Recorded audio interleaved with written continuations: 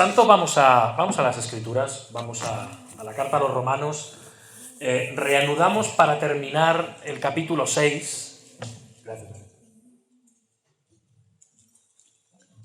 El capítulo 6 de la carta a los Romanos lo hemos estado estudiando en 2 sermones anteriores y lo vamos a concluir. Pararemos aquí con la carta a los Romanos hasta enero y a partir de enero vamos a tratar de ya no perder el hilo. Hasta el momento ha sido necesario hasta cierto punto el hacer este parón y este capítulo 6 parece que ha quedado un poco descolgado y es un capítulo importante, pero haremos un muy breve repaso en cuanto al capítulo.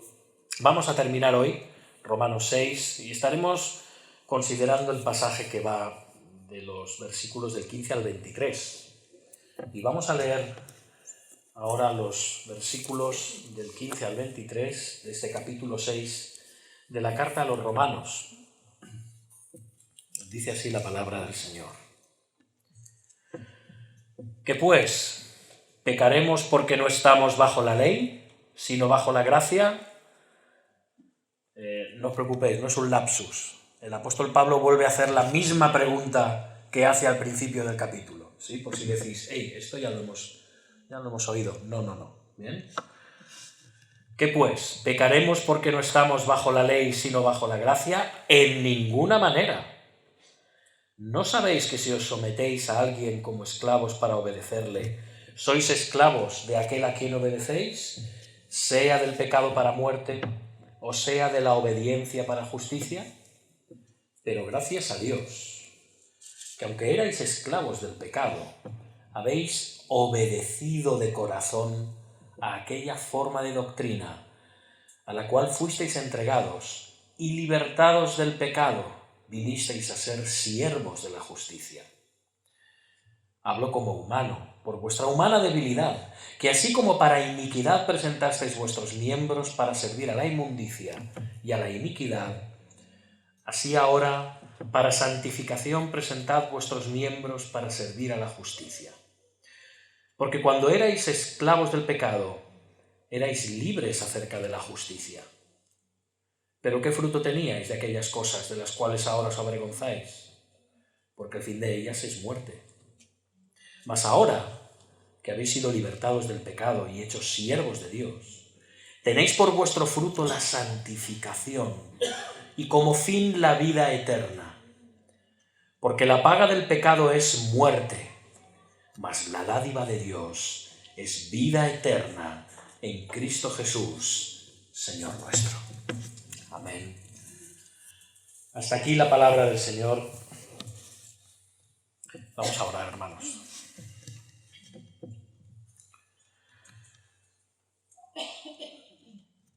Señor, Dios amado, Dios todopoderoso, Dios creador, y que al mismo tiempo has venido a morar en la persona de Jesucristo en nuestros corazones.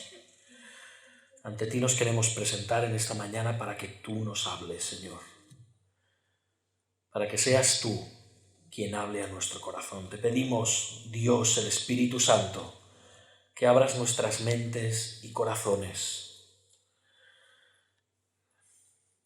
que quebrantes cualquier espíritu duro y rebelde y resistidor a tu palabra, a tu ley y a tu evangelio, Señor. Obra con poder en medio de esta iglesia en esta mañana. Manifiéstate en todo tu esplendor, tu gloria y tu poder.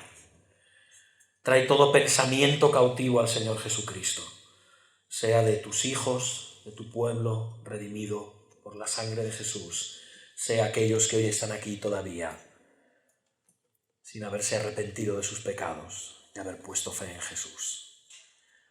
Señor, gracias por la libertad a la que tú nos llamaste y gracias por la servidumbre a la que nos llevaste en Cristo. Te rogamos todas estas cosas en el nombre de Jesús. Amén. Amén, hermanos. Pues podemos decir sin lugar a dudas que una de las peores cosas, uno de los dramas de Ya no vamos a decir de la humanidad, que también, pero uno de los dramas peores de la Iglesia en el día de hoy es que ha perdido noción de la gravedad del pecado.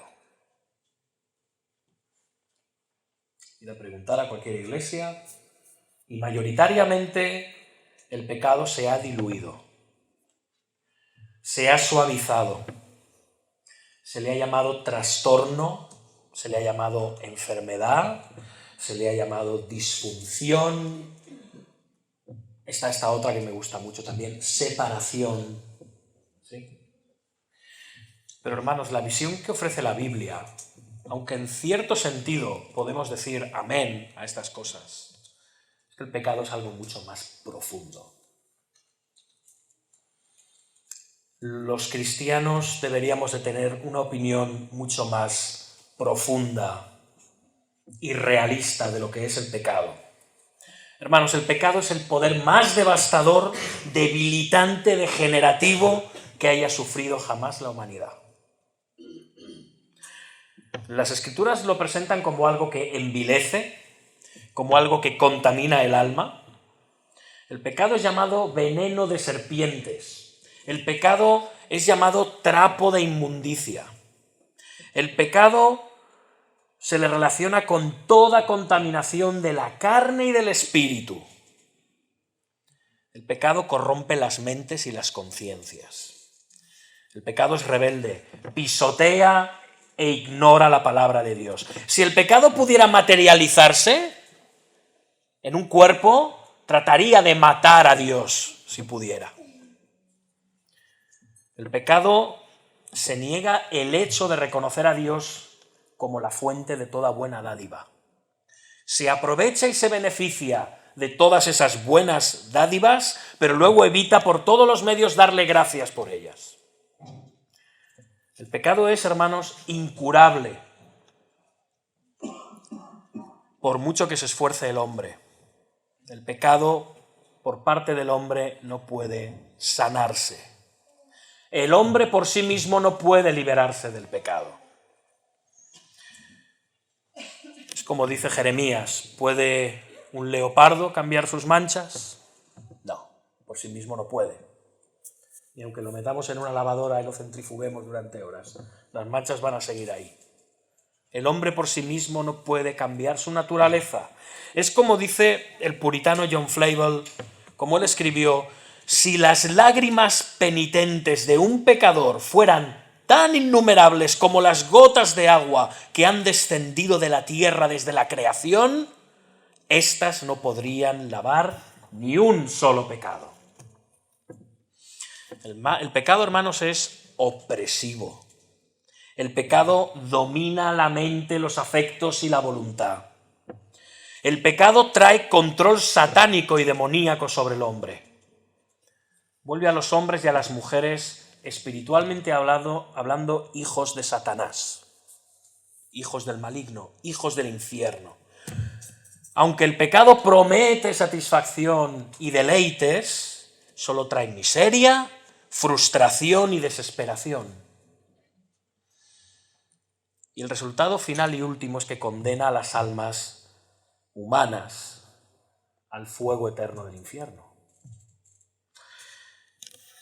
Y perdón esta introducción tan dura, pero es imprescindible que entendamos qué es el pecado y su alcance para comprender las palabras que vamos a leer que hemos leído y que vamos a considerar a continuación. El apóstol Pablo no está hablando de un trastornito, de una carencia, de una debilidad que tenemos, de una imperfección. No está hablando del pecado. De todo esto que he dicho y más cosas que me dejo, por falta de tiempo. Hermanos, con relación al sermón de hoy, en esta serie de Romanos, vamos a estar leyendo los versículos del 15 al 23 de este capítulo 6. El hombre natural, hermanos, el hombre no redimido por Cristo está bajo la tiranía, bajo la esclavitud del pecado. Bajo la esclavitud del pecado.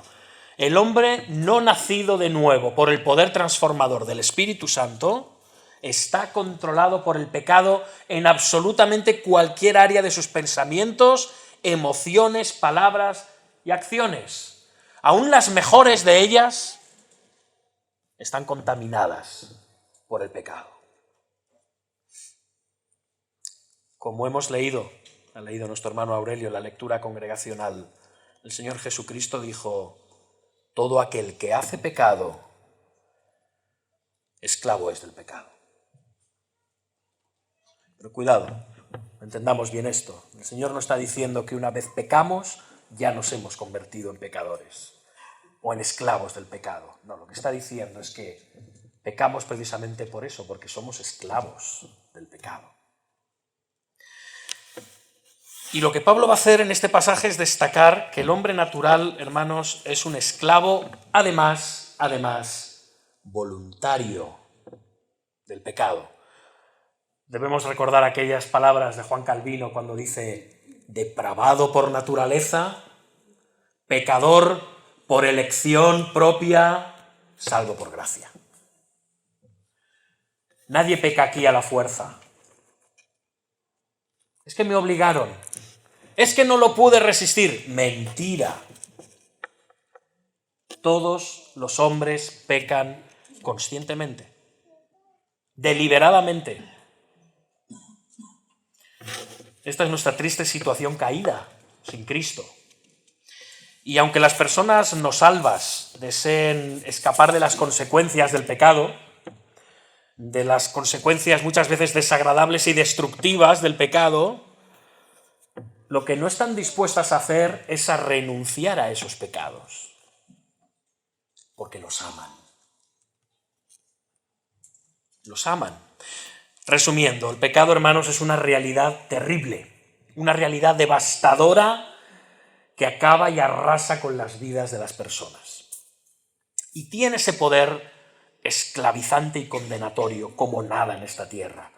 Y este poder esclavizante y condenatorio, ¿dónde reside? En nuestro corazón. Tal y como venimos al mundo, eso es lo que traemos. Entendamos bien la expresión pecado original, hermanos. ¿Qué es el pecado original, teológicamente hablando? ¿El pecado de Adán y Eva? No. Eso lo llamamos la caída. El pecado original es el resultado de la caída. Lo que tú y yo, cuando vinimos a este mundo, llevábamos incorporado en nosotros y que nos hacía de nacimiento esclavos del pecado. Y hemos de añadir que muy a gusto, además. Ah, no, hermano, el pecado es destructivo. Sí, por supuesto, las consecuencias del pecado. Pero cuando la gente peca, peca y muy a gusto. El problema son las consecuencias, ¿verdad? O los daños colaterales. Así que el hombre natural es un esclavo del pecado. Y por eso Pablo, al proseguir con este discurso que está haciendo en este capítulo 6 sobre la santificación, porque de lo que está hablando el apóstol Pablo aquí, bueno, ha hablado de muchas cosas, ha dicho, entre otros asuntos, que nosotros no podemos ser laxos en cuanto a nuestra vida cristiana porque hayamos sido salvos por gracia. Precisamente esto es una gran contradicción. La gracia, al mismo tiempo que nos salva, nos capacita para la vida cristiana. Y nos ha hablado de que nosotros estamos sumergidos, bautizados en Cristo. ¿Verdad? Y ahora lo que el apóstol nos viene a decir es que a los cristianos de Roma, en primer lugar, pero también a nosotros, que recuerden que precisamente gracias a la obra de Jesucristo ya no son esclavos del pecado, sino que son siervos, esclavos de la justicia. Hermano, cristiano, eres un siervo de la justicia. Antes no lo eras. Ahora eres un siervo y un esclavo de la justicia. Y como veremos, debemos obediencia a esa justicia. ¿Sí? Esta es la situación del hombre. Ahora somos esclavos de la justicia, es decir, esclavos de Jesucristo. Por eso he llamado a este sermón esclavos. ¿Y qué queréis que os diga? Al final uno habla de tantas cosas en un sermón y esto hace que me arrepienta en polvo y ceniza y creo que Llevo meses orando acerca de no poner nunca más títulos a los sermones y no sé si es lo que voy a acabar haciendo. Voy a meditarlo en esta semana. Porque sí, vamos a hablar de esclavitud, no os quepa ninguna duda, pero también de otras muchas cosas, ¿no? A veces es difícil encontrar un título que resuma la magnitud del pasaje. Pero en cualquier caso, esto es lo que somos. Y como somos esclavos, lo que Pablo nos quiere enseñar aquí es que como esclavos de Cristo debemos vivir en completa sujeción y obediencia a Cristo. Sin retroceder, sin volver a caer en los pecados pasados. Porque hermanos, como ya vimos las semanas pasadas, los cristianos hemos muerto al pecado.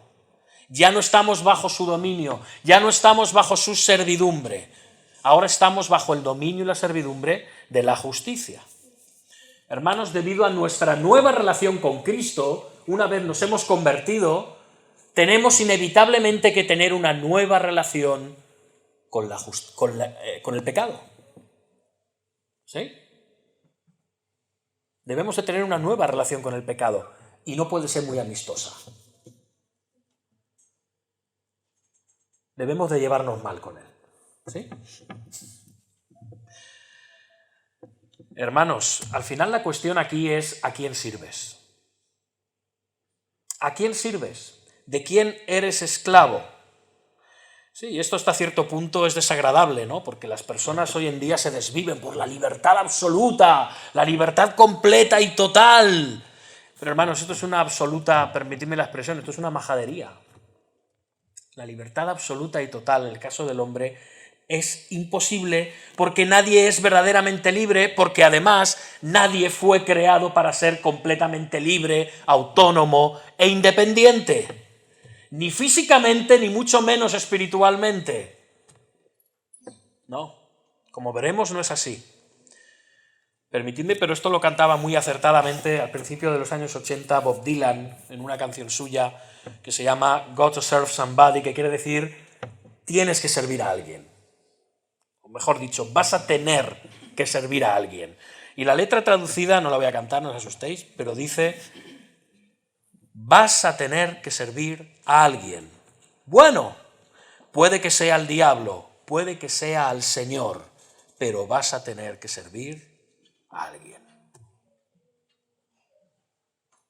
Yo pienso que se dio un golpe en la cabeza a Bob Dylan aquí.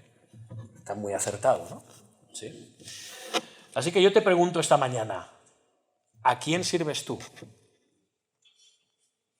¿A quién sirves tú? ¿De quién eres esclavo? Es una buena pregunta. ¿A quién servimos? Y lo primero que hace Pablo, otra vez, ya sabéis que Pablo es muy reiterativo, es iniciar este argumento, es el colofón de este discurso del capítulo 6 sobre la santificación. Pero lo que hace, para iniciar su argumento, es repetir las palabras que ya ha usado en el capítulo al principio, como os he dicho antes, en los versículos 1 y 2. Y ahora las repite, ¿veis? Versículo 5. ¿Qué pues, después de todo lo que os he dicho? ¿Pecaremos porque no estamos bajo la ley, sino bajo la gracia? Y otra vez repite exactamente lo mismo.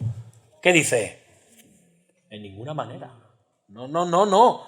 Ya lo he hecho antes y lo vuelve a hacer ahora. Pablo, como seguirá haciendo en la carta, se anticipa a sus opositores. Está tan acostumbrado a hablar, a predicar el Evangelio, a enseñar estas cosas a lo largo de todo el Imperio Romano prácticamente, que sabe ya muy posiblemente lo que van a estar pensando sus oyentes en Roma. Entonces, sí, ya me vais a volver a preguntar ahora. Entonces, ¿pecaremos porque no estamos bajo la ley sino bajo la gracia? Otra vez, en ninguna manera, porque había judíos que le acusaban de predicar en contra de la ley de Dios, en contra de la ley de Moisés. Judíos que, por cierto, pensaban que la ley era el medio para la salvación. Y por otro lado tenía a gente muy confundida o gente que no estaba confundida, pero eran muy libertinos, que quizás o seguramente provenían del paganismo. Y entonces le decían, bueno, ¿qué? Entonces, pues ya da igual, ¿no? Si estamos bajo la gracia, pues pequemos alegremente, porque el Señor nos lo va a perdonar todo en su gracia. No pasa nada, vivamos como diablos. Pero la respuesta vuelve a ser la misma. De ninguna manera. Literalmente esta expresión en griego es como si dijéramos no y 1000 veces no. Para que quede claro. No. Hermanos, la misma idea de que la gracia de Dios nos pueda servir como excusa para pecar es algo absurdo moral y espiritualmente hablando. Porque el propósito de la gracia, como ya vimos, no es perdonar los pecados solamente, que también. Y gloria al Señor, amén, gloria al Señor. Sino libertar al hombre del poder del pecado. Ese es el propósito de la gracia también. Hermano, si has sido salvo por el poder de la gracia de Dios, no solo has sido declarado justo, se te ha transformado para poder vivir en justicia. ¿Sí? Y ahora Pablo pasa a argumentar esto de forma magistral y definitiva, pero antes quiere dejar las cosas claras, quiere argumentar, pero para que nadie tenga una duda, está hablando a romanos de la ciudad de Roma, él va a hacerlo mediante poner primero un axioma. Dices, ya está aquí el pastor con las palabras raras. ¿Qué es un axioma? Bueno, quizá muchos lo sepáis, pero un axioma, por definición, es una verdad general tan evidente en sí misma que no admite discusión. Por ejemplo, vamos a simplificarlo mucho. El fuego quema. Sí, ¿no? El agua moja, ¿verdad? Por lo tanto, en base a estos axiomas tan simplones, pues cuidado no te acerques al fuego, ten cuidado no te vayas a quemar, o en base a que el agua moja, pues coge un paraguas, ¿no? Y no vas a llegar fatal a casa. Es así, es una gran obviedad. Y esto es lo que va a hacer el Señor ahora. Antes de argumentar, el apóstol lanza este axioma. ¿Y cuál es el axioma? Versículo 16. Vamos al versículo 16. No sabéis, fijaos cómo empieza, como diciendo, es obvio. ¿No sabéis que si os sometéis a alguien como esclavos para obedecerle, sois esclavos de aquel a quien obedecéis? Sea del pecado para muerte, o sea de la obediencia para justicia. Es una obviedad, claro. El argumento es tan obvio que no requiere mucha explicación, salvo para nosotros.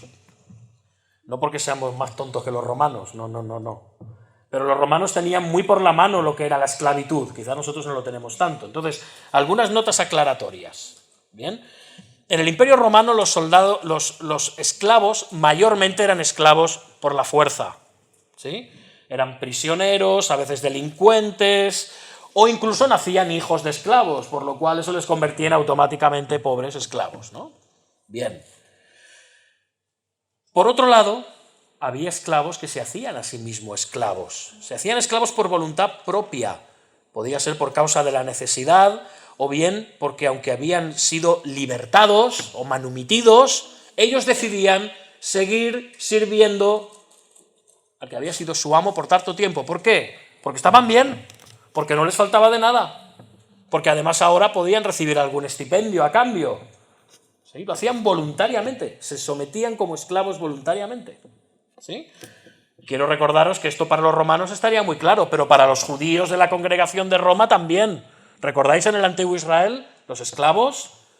Allí los esclavos en Israel no lo eran por la fuerza, pero tú, debido a una deuda, a una necesidad, podías ofrecerte tú e incluso a toda tu familia por un tiempo determinado como un servicio, ¿sí? No remunerado, sin embargo lo que tenías era casa y vivienda, lo suficiente, ¿sí?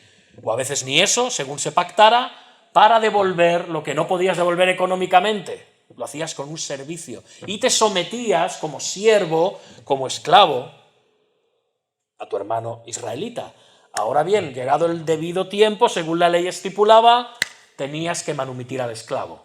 No podías tener esclavos indefinidamente.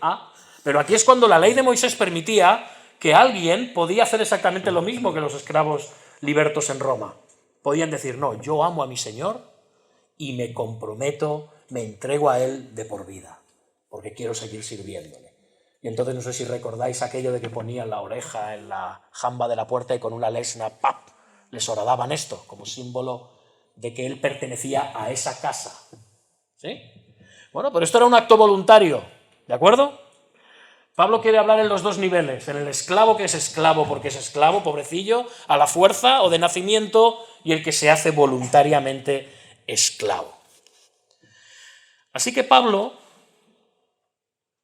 argumenta que si te has sometido a alguien como esclavo, lo coherente, lo obligado es que te sometas a él y le obedezcas, ¿o no?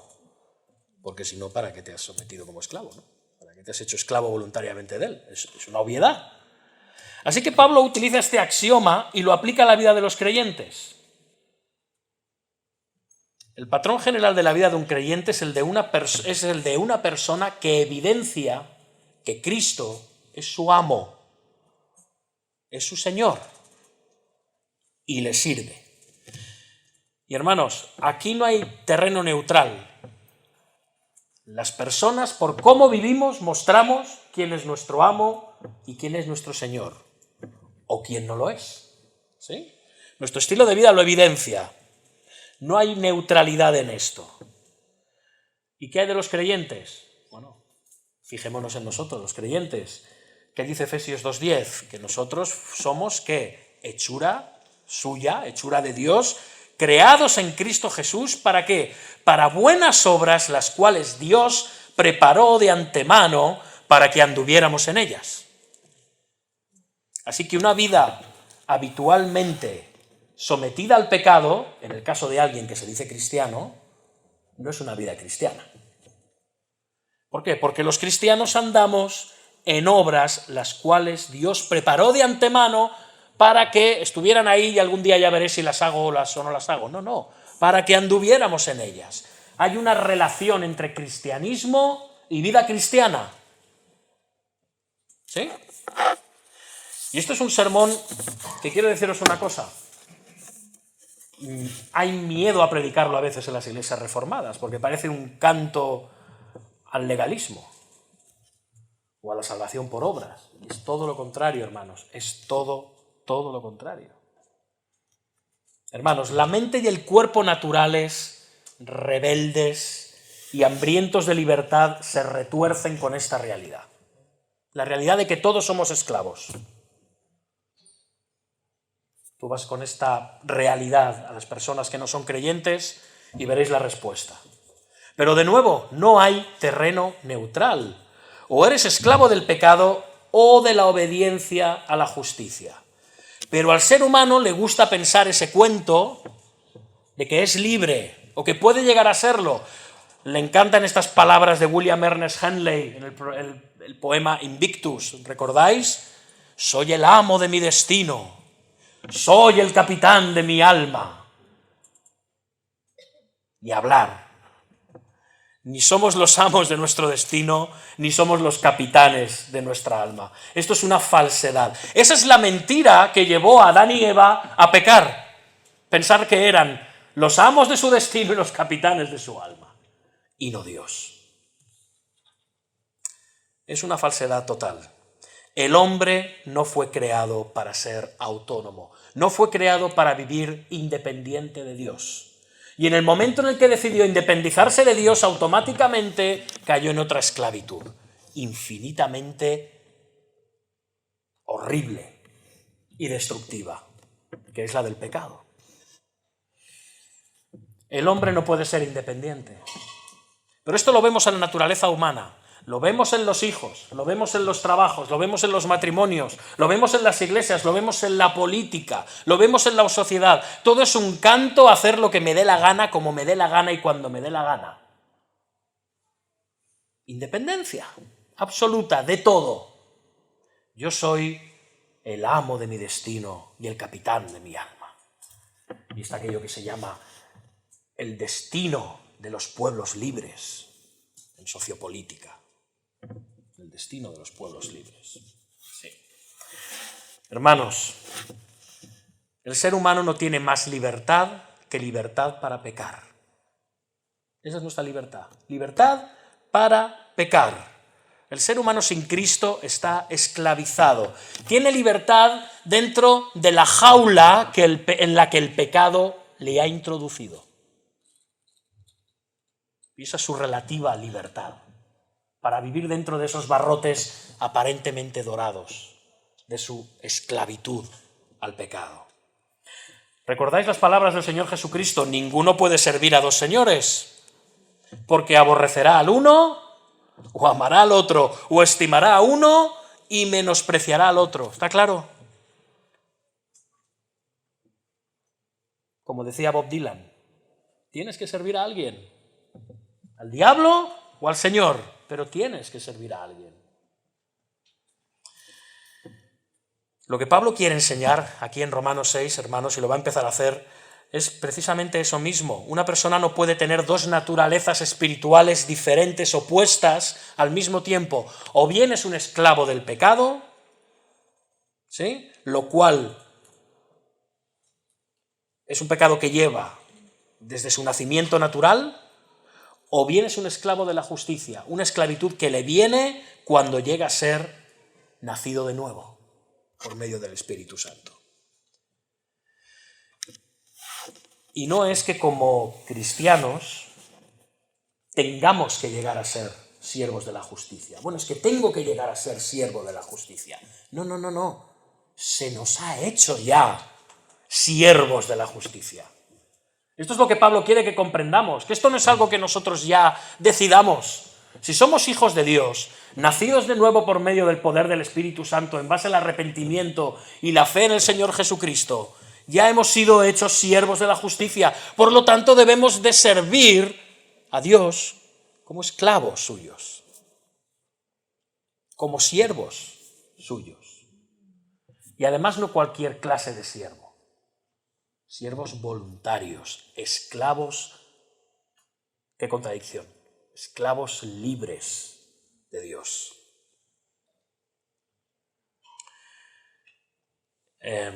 Y de nuevo, aquí tenemos este axioma. ¿Bien? Y la respuesta definitiva a la pregunta es esa, ¿no? ¿Pecaremos porque no estamos bajo la ley sino bajo la gracia? Pues no, claro que no, porque una vida justa es la consecuencia de que una persona ha sido justificada. No hay más. Y claro, hermanos, es verdad, esto por causa del viejo hombre no se va a manifestar siempre a la perfección, en eso estamos de acuerdo, ¿verdad? No podemos pecar perfectamente. Un cristiano, como veremos, es esclavo de Jesucristo, pero aún queda parte del viejo hombre en él, y esto hace que el pecado tenga a alguien a quien atacar. ¿Sí? Todavía hay partes de nosotros que pueden ser atacadas por el pecado, pero eso es muy diferente a que él ya tenga dominio sobre nosotros. ¿Bien? Al fin y al cabo, hermanos, esto es lo que dice el apóstol Juan: todo aquel que es nacido de Dios no practica el pecado, porque la simiente de Dios permanece en él. ¿Dónde está la contradicción aquí? No hay ninguna. No practica el pecado, porque también dice el apóstol Juan: si alguno dice que no peca, ese es un mentiroso. ¿Sí? Todos tristemente pecamos. Pero una cosa es pecar esporádicamente y tristemente, y otra cosa es ser sometidos por el poder del pecado. Y lo que va a hacer Pablo ahora es hablarnos de dos esclavitudes. Y lo va a hacer mostrándonos tres aspectos de esas esclavitudes. Nos va a hablar de en qué posición nos coloca esa esclavitud, cómo practicamos las cosas bajo esa esclavitud y qué promesas tiene cada una de esas dos esclavitudes. Una es la esclavitud al pecado y otra es la esclavitud a Cristo. Y vamos primero por la posición. Pablo dice, seguimos en los siguientes versículos: pero gracias a Dios que aunque erais esclavos del pecado, habéis obedecido de corazón aquella forma de doctrina a la cual fuisteis entregados, y libertados del pecado vinisteis a ser siervos de la justicia. Gracias a Dios, dice Pablo, y gracias a Dios, iglesia, podemos decir gracias a Dios, ¿no? Podemos decir gracias a Dios, podemos darle las gracias, porque si no es por Él, no habríamos sido libertados, en absoluto. Pablo sabe muy bien a quién dar las gracias. No es gracias a nosotros, ni a nuestros esfuerzos, ni a nuestra bondad, es gracias a Dios. ¿Bien? Y fijaos, ahora dice, hablando de lo que decía, estamos viendo la posición, dónde nos coloca estas esclavitudes. Erais, dice Pablo, esclavos del pecado. Esa era nuestra posición como seres humanos naturales. No importa lo moral, recta y benévola que pudiera ser tu vida, porque puede que lo fuera. No, porque eso es una bondad, una rectitud y una moral externas. El problema estaba en tu corazón orgulloso y pecaminoso. Eso no había cambiado. Eso no había cambiado. Pero para evidenciar ahora que los cristianos somos diferentes, les dice, ¿pero vosotros qué? ¿Habéis obedecido? ¿Qué dice? De corazón. Habéis obedecido de corazón. Hermanos, en el proceso que lleva a la conversión desde nuestro estado pecaminoso, Dios lo que hace es cambiar nuestra naturaleza espiritual. Nos da un nuevo corazón por medio del Espíritu Santo para que ahora nosotros, de corazón, voluntariamente, obedezcamos a la justicia. Obedezcamos a Cristo. Y esto, como decía antes, lleva a la más extraña clase de libertad que puede haber. La esclavitud libre a Cristo. A Cristo y a algo más, a su verdad. Fijaos, hemos leído antes en la lectura, nos leía también nuestro hermano Aurelio, y conoceréis la verdad y la verdad os hará libres. ¿Veis? La obediencia a Jesucristo y a su verdad son comparables. Tú no puedes decir que obedeces a Cristo sin someterte a la ley de Cristo. Tú no puedes decir que Cristo es tu Señor si no aceptas su señorío y su dirección y su guía y su consejo, que está contenido ¿dónde? En las Escrituras. En las Escrituras. Fijaos, dice el apóstol, ¿habéis obedecido de corazón a qué? A aquella forma de doctrina a la cual fuisteis entregados. Forma de doctrina. Hermanos, fuimos bautizados, sumergidos en Cristo por el nuevo nacimiento, sin que tuviéramos ninguna parte en ello. Esto lo hizo Dios, pero la esclavitud a Cristo realmente es activa. El Señor vino a nuestros corazones, nos hizo caer de rodillas y fuimos a Él con arrepentimiento y con fe. ¿Sí? Le amamos porque Él nos amó primero. Él hizo la gran obra detrás de nuestra conversión para que fuéramos voluntariamente a Dios. Nadie nos llevó de las solapas, nadie nos llevó a rastras. Cree, tienes que creer. No. Fue Dios que nos cambió para que nosotros respondiéramos al llamado de Dios, ese llamado irresistible y eficaz. Esa es la realidad. Tú no fuiste a rastras a Cristo.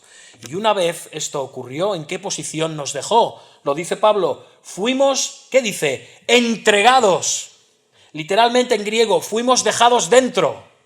Qué raro esto, ¿no? Fuimos dejados dentro, ¿a qué? A aquella forma de doctrina. Cuando Pablo utiliza la expresión aquella forma, se refiere a aquel molde. Hermanos, ¿habéis visto alguna vez el metal fundido ser echado en un molde? ¿Sí?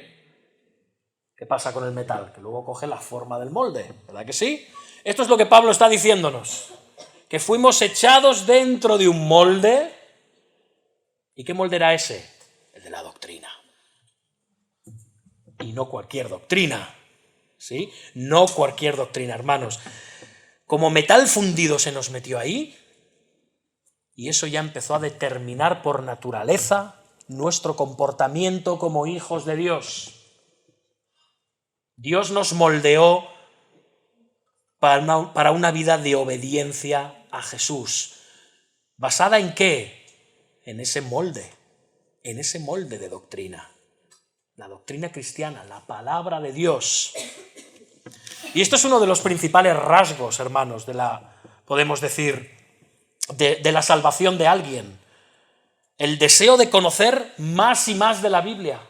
El deseo de saber más y más de Dios. De conocerle más, de entenderle más, de amarle más, de servirle más por amor, por agradecimiento, por deseo. Porque se nos ha arrojado a eso. Se nos ha entregado a eso. A vivir de esa manera. A vivir conforme la palabra de Dios que nos ha salvado. Conforme el Evangelio, hermanos. En esa forma de doctrina hemos sido llamados a vivir. Y obedecimos, además, de corazón a ella. Hermanos, una persona no puede llegar a ser cristiana por medio de invocar el nombre de Cristo y después vivir, creer, hacer, pensar lo que le parece y lo que él desea. No, es imposible. Tampoco se puede llegar a ser cristiano por medio de decir, hacer determinadas cosas, ritos, oraciones, lecturas, incluso por adquirir un lenguaje más o menos evangélico que nos dé una apariencia de piedad, que lo podemos haber incluso aprendido de nuestros padres, y gloria a Dios, y gloria a Dios, y gloria a Dios, pero por dentro tu corazón sigue tan de piedra como el día que llegaste a este mundo. Tienes que haber sido transformado, tienes que haber sido dejado dentro de ese molde. Eso es lo que Pablo nos quiere decir. Por muy buenas y obedientes que sean nuestras obras a lo que la palabra de Dios manda, si no brota de un corazón transformado, moldeado, dejado en el molde de la doctrina, de la verdad del Evangelio, no hay nada que hacer. Nada. Así que eso es una señal de salvación genuina y se evidencia por el deseo innato implantado por el Espíritu Santo de conocer y obedecer a Dios. Conocer y obedecer a Dios. Y en todas las Escrituras creo que no acabaríamos si vemos que en todas partes se relaciona, ¿qué? Se relaciona la relación que hay entre la obediencia a la palabra de Dios, ¿sí?, y la vida cristiana. La vida de los siervos de Dios, aunque fuera en el Antiguo Testamento, ¿sí? ¿Qué ocurre? El cristiano que obedece fielmente la palabra llega a ser conformado a la verdad de esa palabra. Llega a ser un modelo, un molde viviente del Evangelio. Y sí, al principio, como todo lo que sale de un molde es tosco, sin brillo. ¿Y qué hay que hacer con eso? Pulirlo. Pero el molde ya está. Un cristiano ha sido moldeado.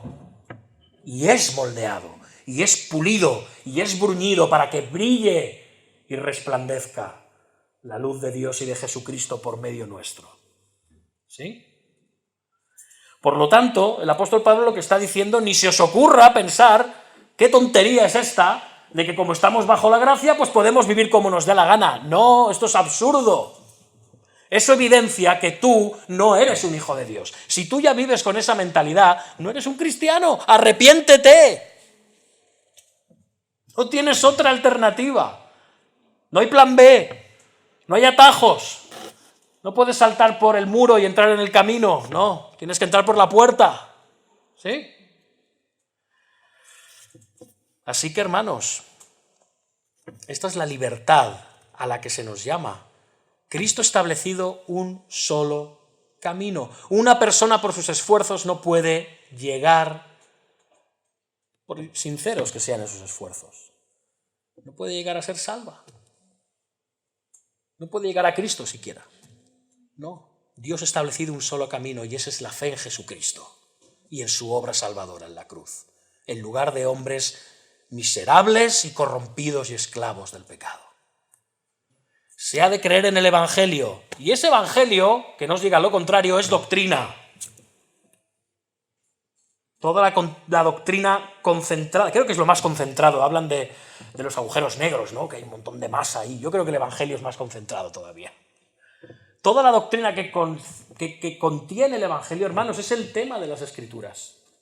Todas las Escrituras las podemos condensar en eso, en el Evangelio de Jesucristo. No hay doctrina que no tenga que ver, que no emane de ese Evangelio y que no afecte a ese Evangelio. Es imposible, ¿sí?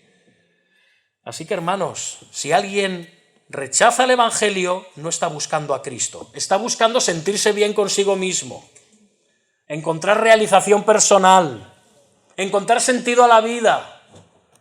Pero no está buscando a Cristo. No busca el reino de Dios y su justicia. Y ese es lo contrario del caso de los cristianos. Los cristianos hemos sido libertados del pecado. ¿Para qué? Venir a ser siervos de la justicia. ¿Sí?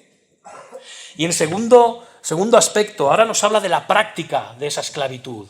¿Cómo se desarrolla? ¿Cómo se desenvuelve esa esclavitud? Esos dos tipos de esclavitud.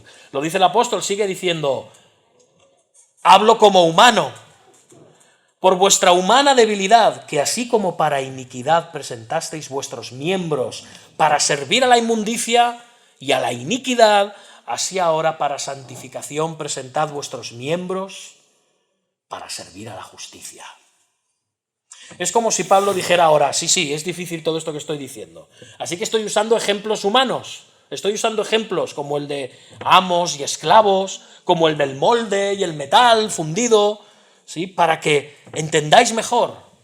Esto les está diciendo Pablo. Pero por otro lado, Pablo no solamente reconoce que les está hablando en términos humanos, sino que además reconoce que los cristianos, Pablo el primero, somos débiles. Estamos todavía sujetos a nuestra humana debilidad.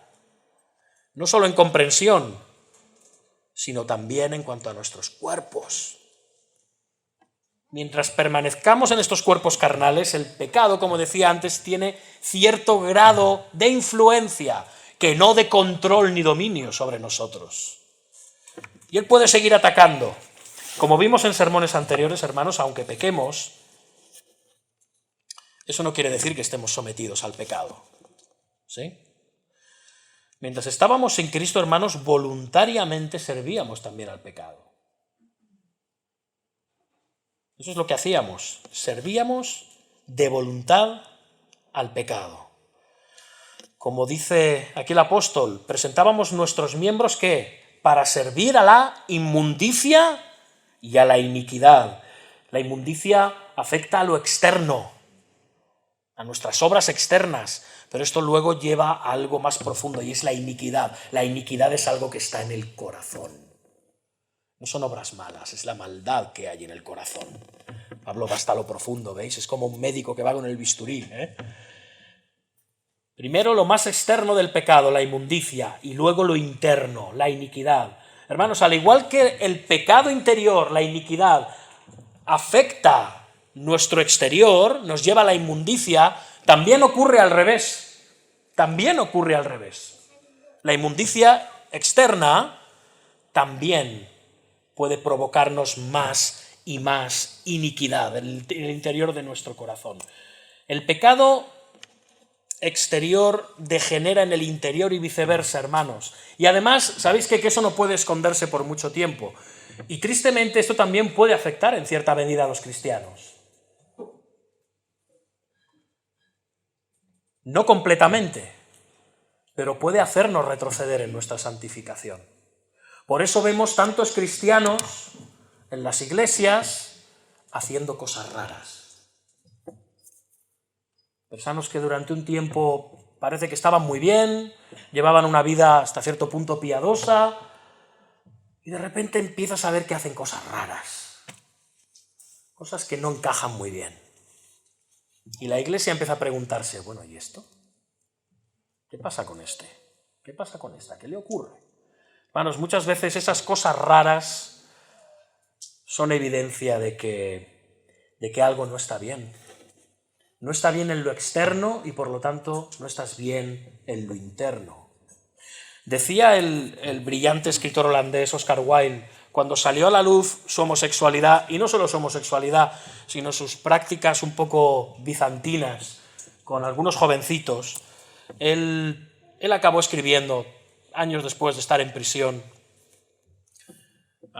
en un poema llamado La balada de la cárcel de Reading, él dice: olvidé que todo lo que un hombre hace en lo secreto será algún día proclamado a voz en cuello desde las azoteas.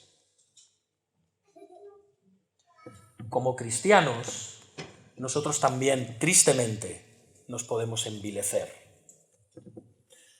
Nunca completamente, jamás, pero nos podemos envilecer, podemos retroceder.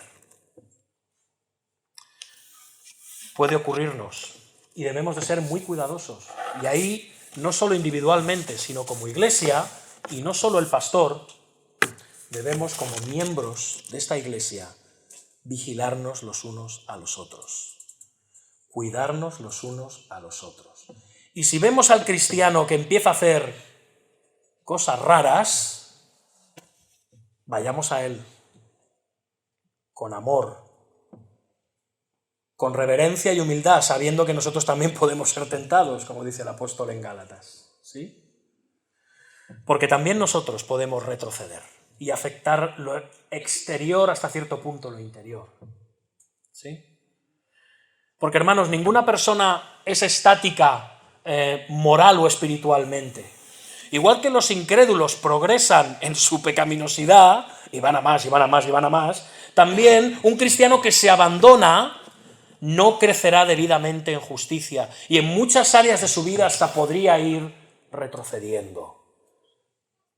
Y le será cada vez más fácil volver a ser presa de pecados pasados, que parecían olvidados. Pero Pablo nos deja claro que los creyentes, a pesar de esto, estamos en el poder de la gracia de Dios.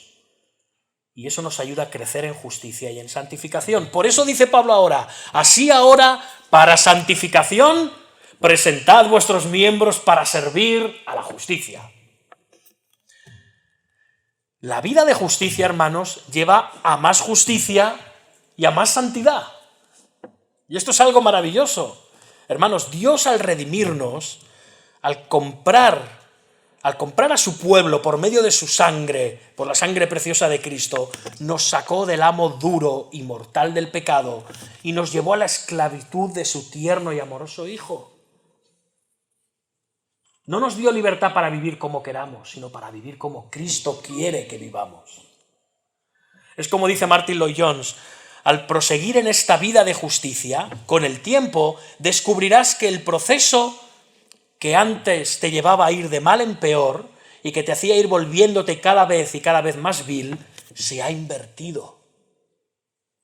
Ahora cada vez te irás haciendo más limpio, cada vez más puro, cada vez más santo y cada vez más conformado a la imagen del Hijo de Dios.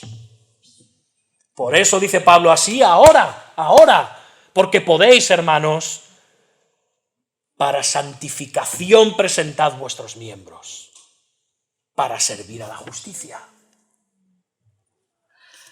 Y esto, hermanos, ya nos lleva al tercer aspecto que Pablo quiere mostrarnos de la esclavitud. Hay promesas en la esclavitud. Las dos esclavitudes prometen algo. Hay un fin seguro en las dos esclavitudes, ineludible, una promesa firme y segura.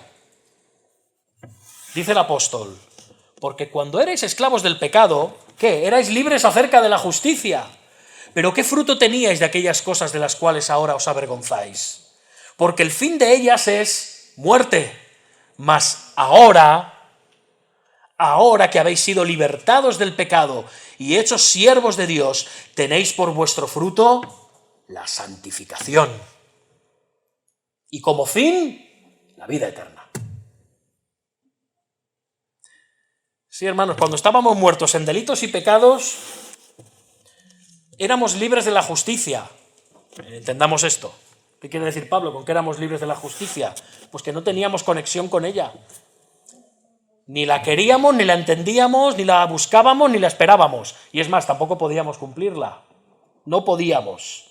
Por eso, hermanos, es una pérdida de tiempo sublime predicar moral y reformación a los pecadores.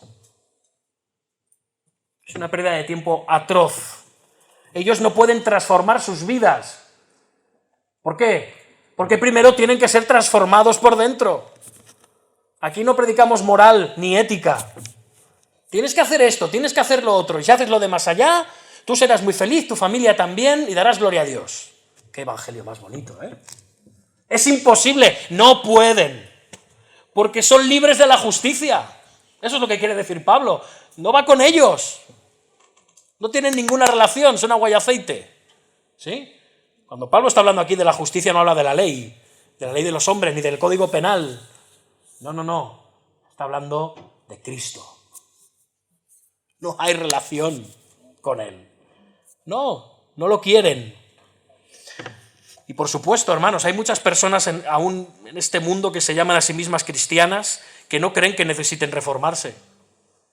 No lo creen. Personas cumplidoras de la ley, solidarias, decentes, honestas, algunas incluso muy religiosas, os voy a decir, algunas incluso ejemplares, más ejemplares que algunos cristianos. Pero no son nacidas de nuevo. Están convencidas de que sus vidas son ejemplares y posiblemente lo sean. Pero lo que Pablo nos está diciendo, que aún estas personas son esclavas del pecado. Aún estas personas son esclavas del pecado. Y son libres de la justicia. Nada de lo que hagan va a derivar en su salvación. Nada. Absolutamente nada. ¿Y qué dice Pablo además? ¿Qué fruto teníais cuando estábamos sin Cristo? ¿Qué fruto teníamos? De aquellas cosas de las cuales además, dice Pablo, ahora os avergonzáis. Solo con pensar en ellas, ahora os avergonzáis. ¿El fin de ellas cuál es? La muerte. La muerte. Muerte espiritual, hermanos. Muerte eterna. La segunda muerte de la que habla Apocalipsis 20. El infierno. Ese es el fin, ese es el pago, esa es la promesa de la esclavitud al pecado. Ese es el éxito de una vida de desobediencia a Dios. Y me gusta mucho el matiz de Pablo porque, de nuevo, contrapone muy bien la actitud del impío con la de los verdaderos hijos de Dios. Dice, esas cosas son dignas ¿de qué? De que os avergonzáis. Y esto es otra de las marcas de la salvación verdadera. Sentir cierto tipo de vergüenza a nuestra vida pasada. No una vergüenza morbosa y destructiva que nos deprima y que nos hunda. No, no, no. Pero sí dolor, vergüenza, cuando pensamos en según qué cosas que hacíamos, en las que vivíamos, en las que nos deleitábamos, en las que nos sentíamos como pez en el agua. Ya sea por actos atroces, inmorales y degradados y sórdidos, o por un servicio bondadoso y sacrificado hacia los demás, pensando que así nos ganábamos el cielo. Ambas cosas son una negación de la gracia de Dios. Y por ambas, a diferente grado, debemos de sentir vergüenza. Son diferentes tipos de vergüenza, pero al fin y al cabo vergüenza, ¿no? Pero aquellos que hemos sido libertados del pecado, hermanos, hechos siervos de Dios, por medio de la fe en Jesucristo, ¿qué tenemos? Fruto. ¿Cuál es ese fruto? Lo dice Pablo, nuestra santificación. Crecer cada día más y más en santidad, a semejanza de Jesucristo. Y esto tiene una promesa. ¿Cuál es la promesa? Lo dice al final Pablo, vida eterna. Vida eterna. Se nos libra poco a poco de los efectos temporales del pecado, pero también se nos promete gloria y liberación eternas. Hermanos, quiero recalcar que esto no nos hace libres de pecar. Tristemente, debido al viejo hombre que todavía hay en nosotros. Pero ya no eres un súbdito impotente del pecado, ya no más, ya no más. Y hermanos, aún así, en medio de nuestros tropiezos y de nuestros pecados que podemos cometer antes de que Dios nos lleve o de que vuelva el Señor, tenemos la gracia, el perdón y el poder del Señor Jesucristo, que nos ayuda a caernos y no quedarnos ahí tirados o arrastrarnos, sino a levantarnos y a seguir caminando en santidad, en fe, en arrepentimiento. Hermanos, el que comenzó en vosotros la buena obra, la perfeccionará hasta el día de Jesucristo. No os quepa la menor duda. No os dejará ir. Para concluir, hermanos, tenemos el versículo último, el 23, que dice estas palabras que creo que conocemos muchísimos, las habremos repetido muchas veces y posiblemente es una de las síntesis más, de nuevo, otra concentración de esas que hace la Biblia en cuanto al Evangelio. Porque, hermanos, esto es el Evangelio. Porque la paga del pecado es muerte, mas la dádiva de Dios es vida eterna en Cristo Jesús, Señor nuestro.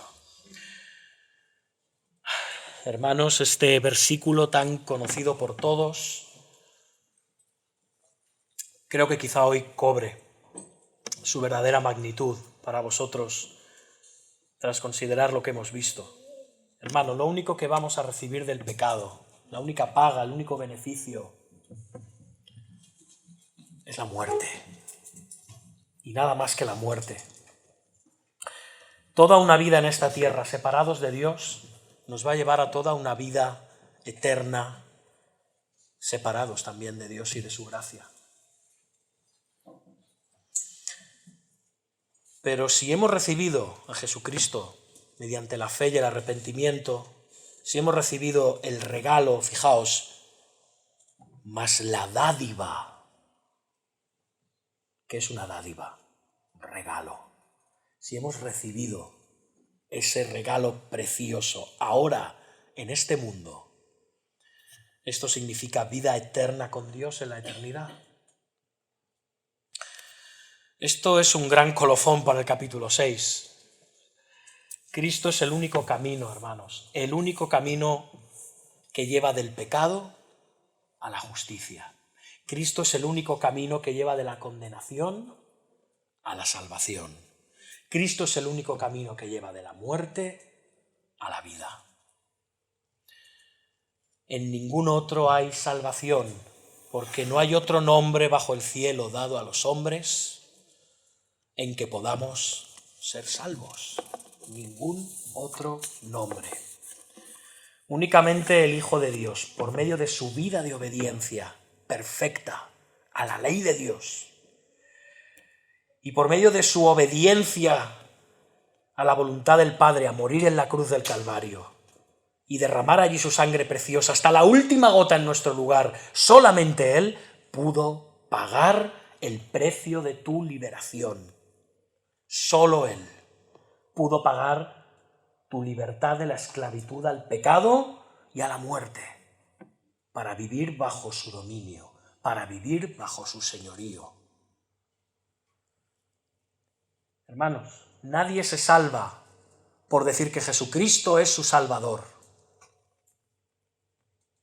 Hace falta decir que es también nuestro Señor, nuestro amo, nuestro dueño, y someternos a Él. Y Él te pide, si estás hoy en Cristo y si estás hoy sin Cristo, que te avergüences hoy de tus obras, que solo pueden promover muerte espiritual en este mundo y muerte eterna en el infierno. Que vayas a Él arrepentido, ves a Él arrepentido, creyendo que Él compró tu libertad por medio de su sangre. La sangre de Dios encarnado a favor nuestro.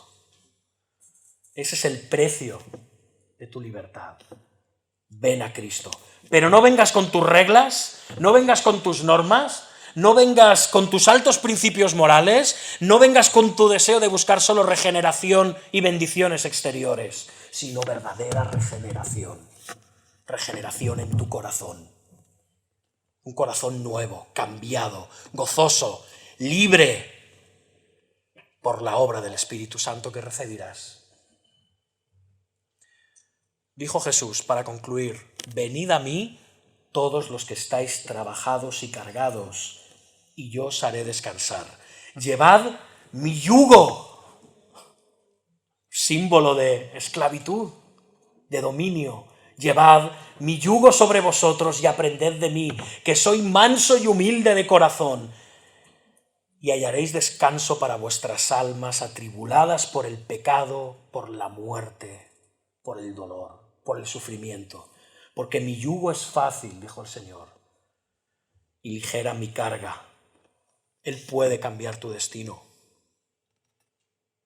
de muerte a un destino de vida eterna, de la esclavitud al pecado a la esclavitud a la justicia, para la gloria de Dios y bien eternos tuyos.